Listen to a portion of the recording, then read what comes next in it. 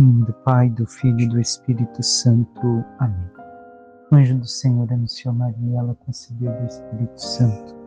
Ave Maria, cheia de graça, o Senhor é convosco. Bendita sois vós entre as mulheres. Bendito é o fruto do vosso ventre, Jesus. Santa Maria, Mãe de Deus, rogai por nós, pecadores, agora e na hora de nossa morte. Amém. Eis aqui a serva do Senhor, faça-se em mim segundo a vossa palavra.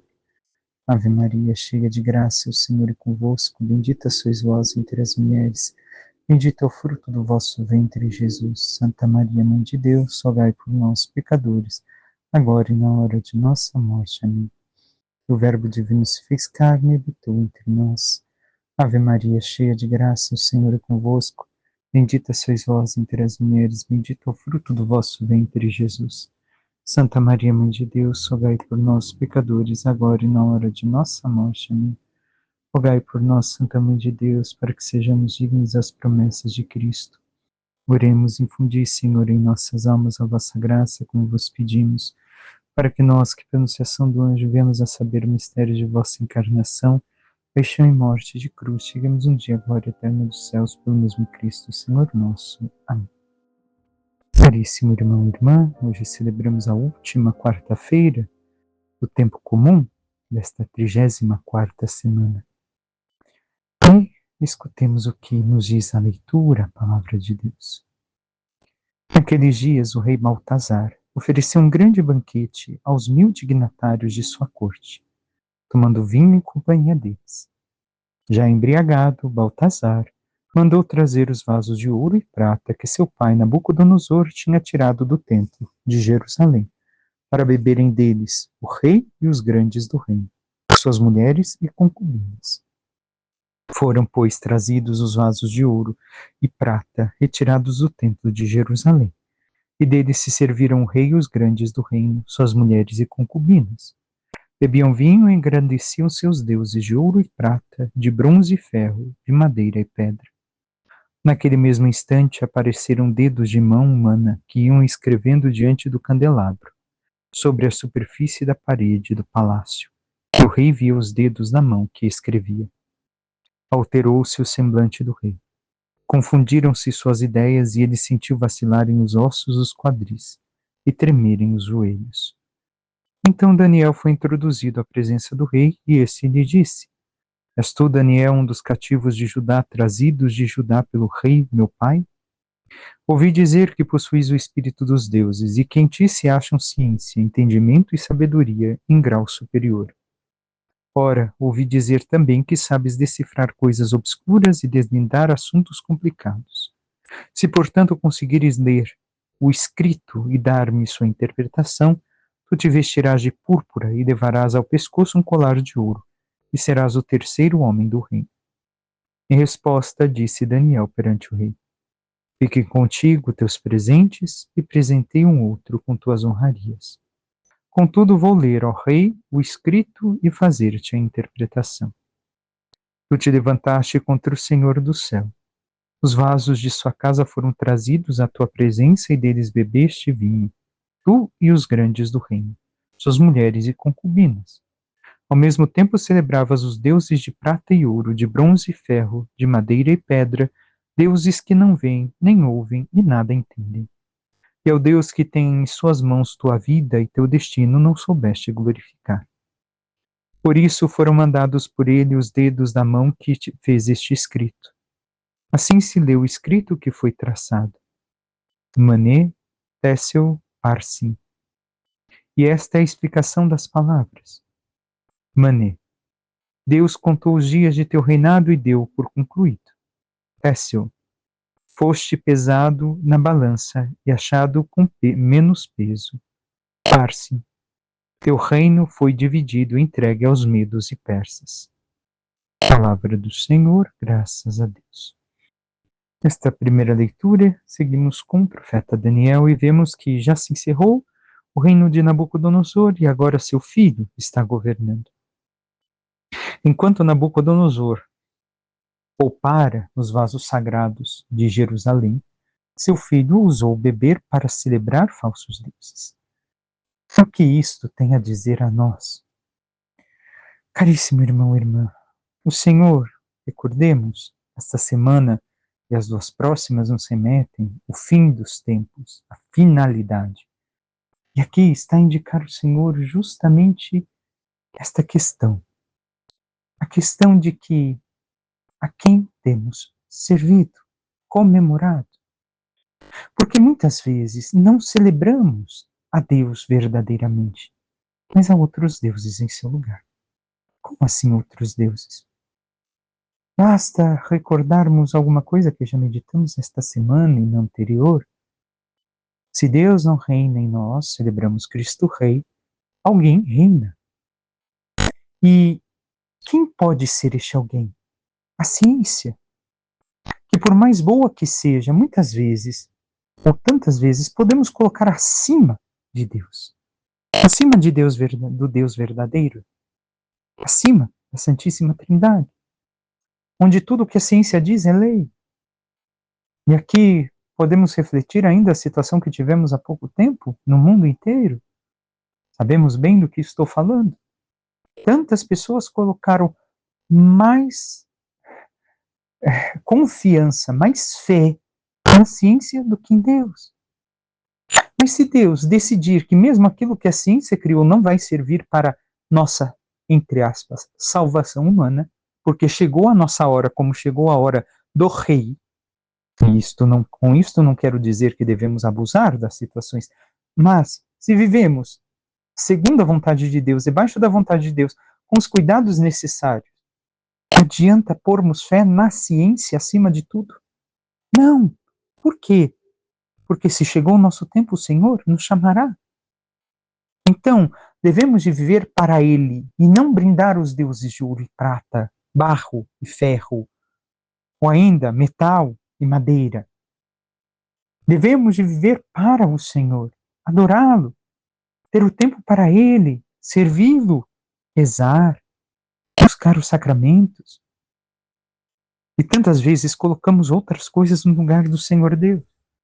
E pode acontecer que no momento que terminar a nossa vida, estas palavras pesadas ao Rei sejam também pesadas para nós? No mesmo sentido, fostes pesado e pesaste pouco. Deus contou teus dias e deu por concluído. Chegou, como vai chegar para todos nós o final dos nossos dias. Técio, foste pesado na balança e achado com menos peso. E assim também pode acontecer conosco. Se não vivemos para Deus, se não vivemos na sua graça, se não vivemos seus ensinamentos, nós temos vivido uma vida de peso na graça, buscando cada vez mais ser fiéis à graça de Deus, ao seu amor, à sua bondade, à sua misericórdia, ou temos vivido uma vida onde colocamos outras coisas no lugar de Deus, nosso trabalho, nossa saúde, nossa família, nosso dinheiro. Quem é o Rei de nossas vidas? A quem brindamos verdadeiramente?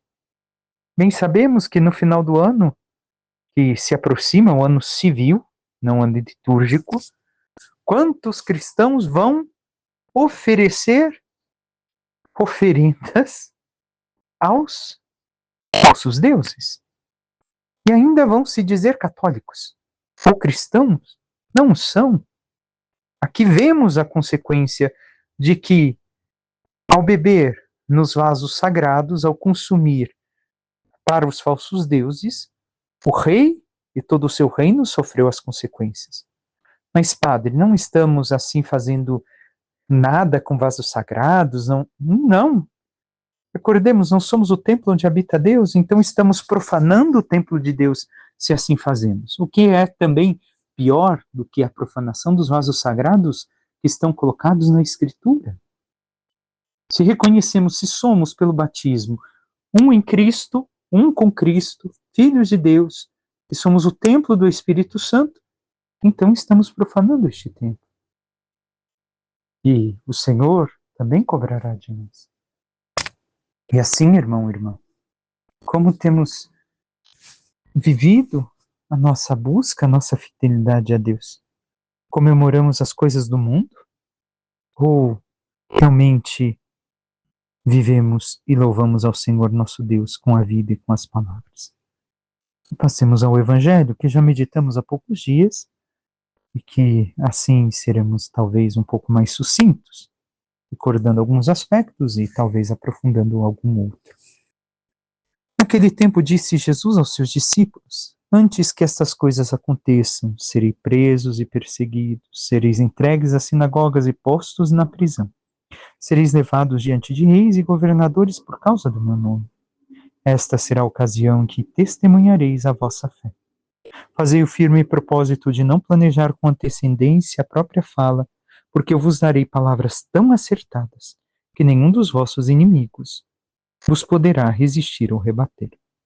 Sereis entregues até mesmo pelos próprios pais, irmãos, parentes e amigos, e eles matarão alguns de vós. Todos vos odiarão por causa do meu nome, mas vós não perdereis um só fio de cabelo de vossa cabeça. É permanecendo firmes que ireis ganhar a vida. Palavra da salvação, glória a vós, Senhor. Então, o que podemos ver aqui que o Senhor nos diz? Ele não faz uma bela propaganda dos sermos fiéis a Ele. Ele fala com sinceridade qual é a consequência. Estamos nesta semana de Cristo, Rei do Universo. Rei do universo porque é homem e Deus. Porque se é Deus, já deveria de ser rei, sim, mas também enquanto homem. E assim, ele nos diz as consequências do seguimento dele. E quais são? Prisão, perseguição, colocado diante de reis e autoridades por causa do seu nome, por causa da sua autoridade sobre nós, por causa da intimidade de vida com ele, vivendo a sua vida em nós, nós sofreremos todas as consequências. Por quê? Porque o mundo não escolheu a Cristo por seu rei. O mundo, ou aqueles que não vivem em Cristo, continuam como rei na primeira leitura, servindo a deuses de ouro e prata, servindo a ciência, que não é desfazer-se da ciência, mas colocando-a no lugar de Deus. Ela é importante, sim. A tecnologia é importante também, sim. Mas não podemos colocar estas coisas no lugar de Deus. E assim, se nós nos colocamos debaixo da autoridade de Cristo e vivemos em íntima união, comunhão, em oração, vivemos os sacramentos, tudo isso acontecerá conosco. Mas, ao invés de murmurar, reclamar ou pagar o mal com o mal, Jesus nos recorda daquilo que meditamos semana passada, domingo passado. Será a ocasião de testemunhar a vossa fé. E como? Demonstrando a docilidade, a mansidão, o amor, o perdão, e assim tudo aquilo que Jesus ensinou, tudo aquilo que Jesus pediu que fizéssemos. Recordemos, não devemos de preparar a nossa defesa quando nos perseguem por causa da fé. Por quê? Porque podemos querer raciocinar com a mentalidade humana. É o Espírito Santo que deve de falar através de nós. É o Senhor mesmo que deve de falar em nós. E depois a própria família nos perseguirá ou nos matará, e recordemos o que meditamos. Podiam, no Antigo Testamento, matar alguém que abandonasse a fé. O que não fizeram, quase nunca fizeram. Mas aqui Jesus também nos relata a questão de sermos talvez considerados mortos pelos nossos parentes e amigos. Por causa de vivermos em Cristo, já não vivemos o pecado, as diversões, as bebedeiras e tantas outras coisas erradas que continuam a viver. E por isso nos consideram como mortos. E diz ainda Jesus: todos vos odiarão por causa do meu nome. Não disse alguns, todos.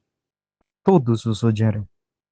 Mas tudo o que fizerdes será levado em conta para o reino dos céus. E se formos perseverantes, Ou seja, debaixo, recordemos mais uma vez, debaixo de todo sofrimento, de tudo aquilo que farão conosco, nós continuarmos fiéis, nós ganharemos a vida. E o quanto temos nos esforçado para sermos fiéis ao Senhor. Somente venceremos as perseguições, as dificuldades e tudo aquilo que o Senhor nomeia aqui, se nós vivermos a fidelidade a Ele, se nós tivermos vida de oração e de sacramento. Porque por nós mesmos não conseguiremos, é o Senhor quem nos fortalecerá. Mas o quanto nós estamos unidos a Ele. Peçamos à Santíssima Virgem Maria, nossa Mãe, que interceda por cada um de nós e nos ajude, cada vez mais, vivermos em íntima união com seu Filho, com a Trindade Santa, em oração, em sacramento, na palavra, para que vivendo cada vez mais tudo aquilo que o Espírito Santo nos inspira, tudo aquilo que Ele nos fortalece, possamos ser sempre fiéis na santidade para um dia merecermos a glória dos céus. Louvado seja nosso Senhor Jesus Cristo, para que sempre seja louvado. Por intercessão da Santíssima Virgem Maria, de todos os santos e anjos de Deus, desça sobre vós, vossas famílias, vosso trabalho e tudo que vos pertence, a bênção do Deus Todo-Poderoso, Pai, Filho e Espírito Santo. Amém. Um santo e abençoado dia a todos.